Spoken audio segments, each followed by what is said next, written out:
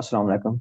پاکستان عدلیہ کا وہ کارنامہ جو شاید دنیا میں یونیک ہے، میرے نالج کے مطابق شاید اور بھی لوگوں نے کیا ہو، اور وہ ہے ٹائم ٹریول۔ ٹائم ٹریول سائنسدانوں کا بڑا خواب رکھا، اس کے بارے میں بڑا لٹریچر لکھا گیا، فلمیں بنی، کارٹون سیریز بنی، ڈوریمون بچوں نے دیکھا بڑے شوق سے، لیکن حقیقتاً ایسا کبھی ممکن نہیں ہوا۔ لیکن پاکستان سپریم کورٹ کو یہ اعزاز حاصل ہے کہ انہوں نے ٹائم ٹریول کیا۔ ماضی میں جو کچھ ناانصافیاں ہوئی تھیں، بھٹو صاحب کو پھانسی دی گئی تھی، تو ہماری سپریم کورٹ وہاں پہنچی، انہوں نے بھٹو صاحب کو انصاف دیا، بھٹو خوش، سپریم کورٹ واپس آ گئی۔ واپس آتے انہوں نے جسٹس صدیقی صاحب تھے، ان کو انصاف دیا، ان کی کچھ مشکلات کم ہوئیں۔ لیکن میں یہاں عرض کرنا چاہتا ہوں کہ جو ہمارا سلیبس ہے وہ ہمارا موجودہ زمانہ ہے، یا جو ہمارا ہم اچھے اعمال کریں گے تو ہماری صدقہ جاریہ بنے گا، اور خدا نخواستہ غلط اعمال کیے تو ہمارے لیے گناہ جاریہ بن جائے گا۔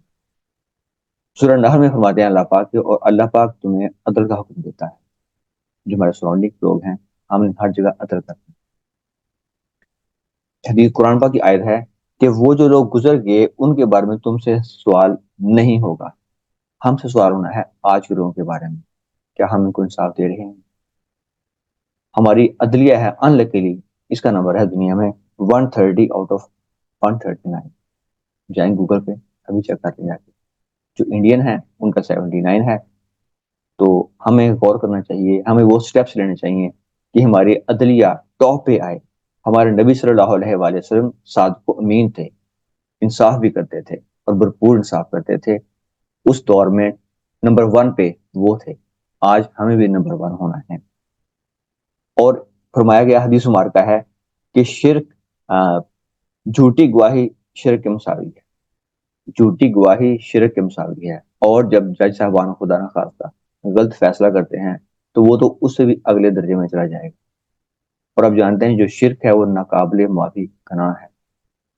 اللہ پاک ہماری عدالتوں کو بہتر فیصلے کرنے کی توفیق دے، چونکہ جو لوگ اچھے فیصلے کریں گے روز قیامت رحمان کے سامنے موتیوں کے ممبروں پہ براجمان ہوں گے۔ اللہ ہمارے ججوں کو وہ جگہ عطا فرمائے، اور خدا نہ خواستہ ناانصافی کی تو پھر کیا معاملہ ہوگا، اللہ پاک رحم فرمائے۔ اللہ حافظ۔